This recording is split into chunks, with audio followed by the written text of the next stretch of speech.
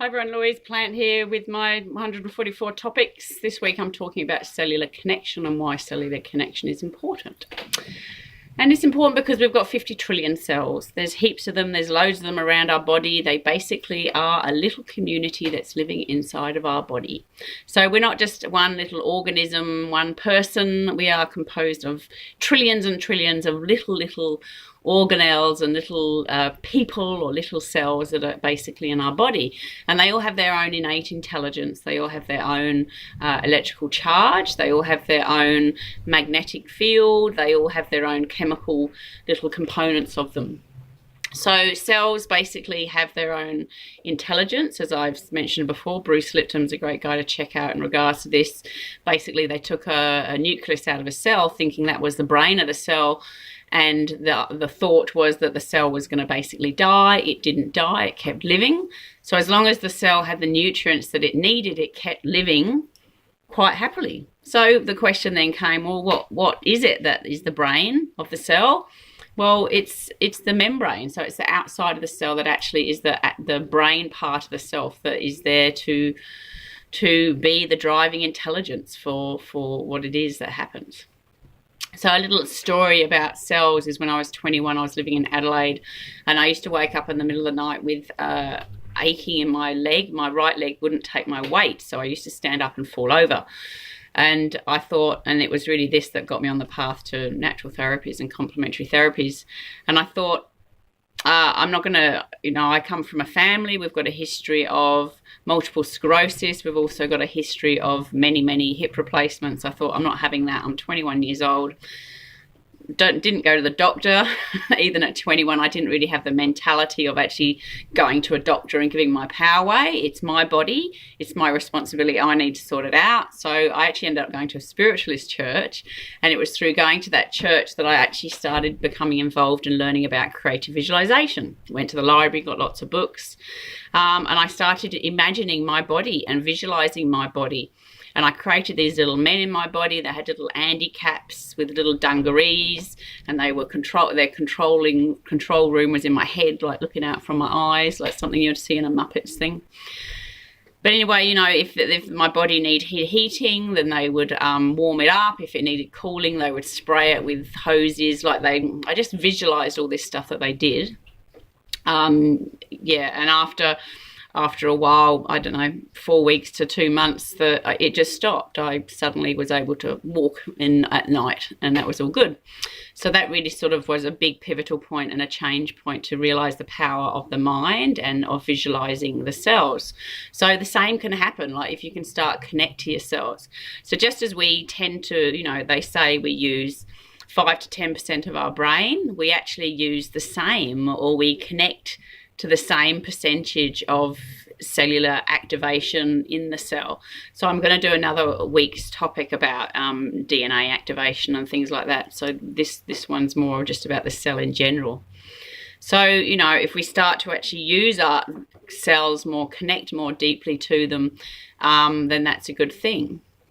So the cells are the building blocks. We have cells that come together, and then they basically grow and have tissues. Tissues then come together and they grow and they create, and then they end up becoming, organs. Organs then, muscles, body systems. So, we've got this small thing that goes on to bigger and bigger and bigger things. So cells have exactly the same setup as we do. So as we've got a respiratory system, we've got an excretory system, an immune system, a respiratory system, a digestive system, energy production system. Cells have the same thing. So they're little replicas of us, which is great. So, we've got these little cells that are just very much like we are. So they're building blocks, they create, they make, they move, they talk. So a belief that I have is that disease is actually where cellular communication breaks down. So there's not a communication going on, because a cell, has its own ionic channels, it has its own charge, its own magnetic charge, and it has its own electrical charge, and then it has its own chemical, communication system. So there are ways that cells communicate with each other, which I'm not going to go into the scientific stuff here. I just like to keep it simple, but they do. It's quite easy to find that out. And the cells are like us. So, you know, they want to basically keep the good things to come in, because as I said before, if a cell has all the nutrients it needs, it doesn't really have a need to die. But it also wants to start eliminating and reducing toxins out of the body. So sometimes when we get sick, or we have a disease process, or, you know, we get crook, Australian word for sick, then, you know, we can be taking out the trash, like we're cleaning out the house, we're cleaning house.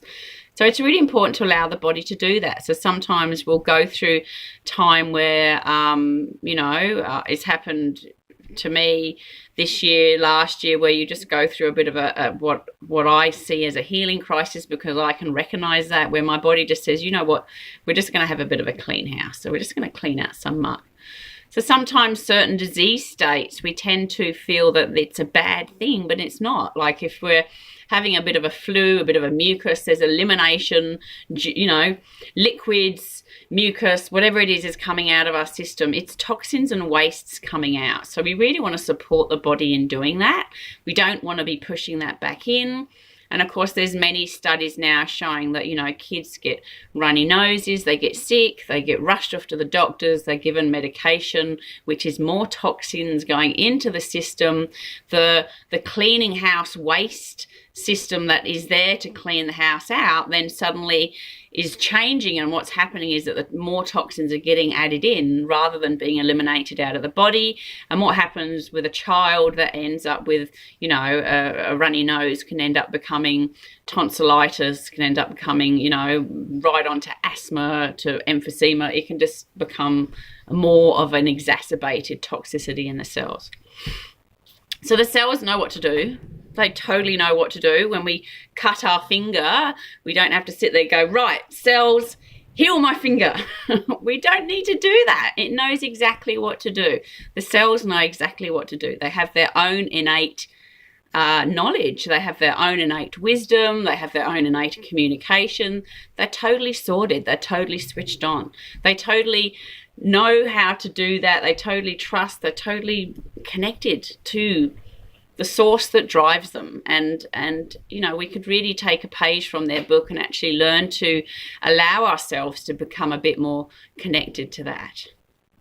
So everything has cells, plants, animals, humans, like we all contain cells. They're all there for different functions, and they know their function, and they're quite happy doing their function. And again, we could take a page from that book and say, well, you know what, I'm a Louise plant, you know, I think I'll just be happy being Louise plant, because that's sort of what I am. So, you know, our liver cells do that, our brain cells do that, our digestive cells do that. They know what it is they're doing, and they're okay with that. So we have cells everywhere in our body. We basically need them. It's very important to ourselves.